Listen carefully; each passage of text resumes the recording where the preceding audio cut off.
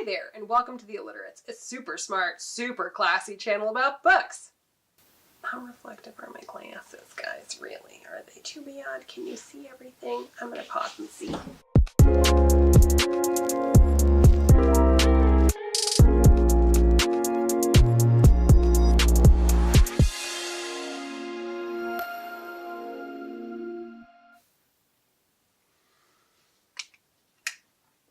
Today I want to talk about a book called The Third Mrs. Durst by Ann Aguirre.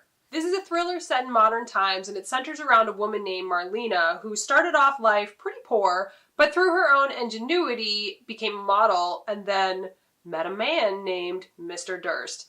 And if you have not come from money and you're struggling all the time, you kind of understand when she just sees a golden opportunity to kind of be a gold digger and she takes it. At least that's what you think is happening. Real talk, if you are a super sweet person who has never once considered doing real bodily harm to another human being, then maybe this book isn't for you. This book is geared more towards those of us who fall to the end of the keep an eye on that side of the sociopath spectrum.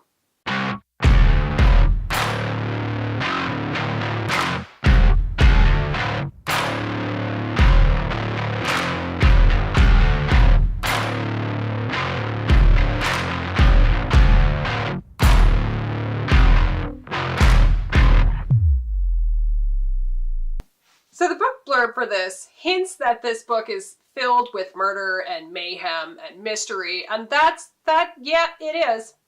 Speaking as somebody who is especially harsh when these themes aren't really handled very well, I can go ahead and set your mind fully at ease right now. Ann Aguirre did this justice. You know when you're reading this that there's a point and there is a reason for each and every single one of these hard themes that she includes. There are so many messages within this book, so many fundamental truths. And when spoken through the titular character's stark, unabashed voice, they become pretty profound, to the point that I found myself highlighting entire paragraphs of this book. So before she marries Mr. Durst, there are warning signs that all might not be how it seems. A quote here is, "I chose the road that looked prettiest from a distance, but I didn't know then. Sometimes the horizon is bright because it's on fire." Foreshadowing. Yes, I am so here for foreshadowing, which made this book just a delicious slow build where I never really entirely knew what was happening, especially because Mrs. Durst is an unreliable narrator. I fucking loved her because I got her, because I understood what motivated her. Not everyone can or will, and a lot of that will come down to personal experience, but I am not going to go into that because spoilers. So many spoilers! What isn't a spoiler is that Mr. Durst is abusive. This aspect of the story was almost handled too well.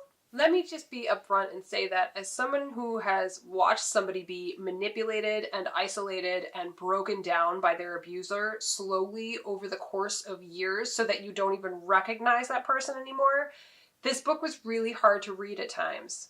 So right off the bat, there are a lot of trigger warnings in here, mostly for abuse and rape and extreme violence at times. But please, if you're able to digest these themes, do not be put off by that warning. Like I said earlier, they were handled really well, and I'm speaking as, again, somebody who is very harsh with these themes and who tends to avoid these themes. Like, I might not have read this book if I had known how extreme it was going into it, but I'm really glad that I did.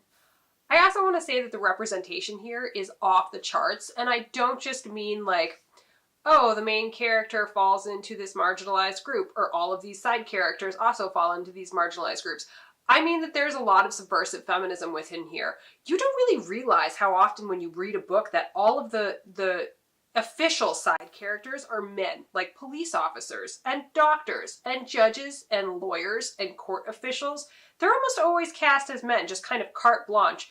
In here, they were almost all cast as women, to the point that I actually noticed it, and then I went, well, shit.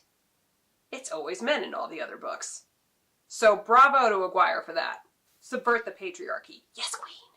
I just feel like if there's any justice in the world, the people in Hollywood will see this book and will set aside whatever bad remake they're currently considering and just run with this one instead, because I would watch the hell out of it. The ending The ending is so epic. This is like...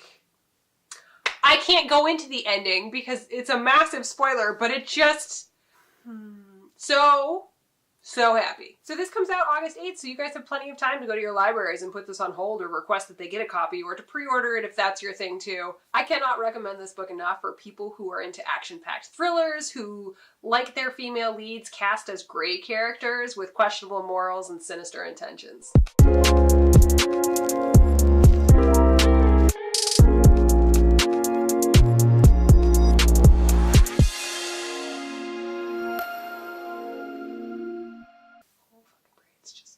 Come right out.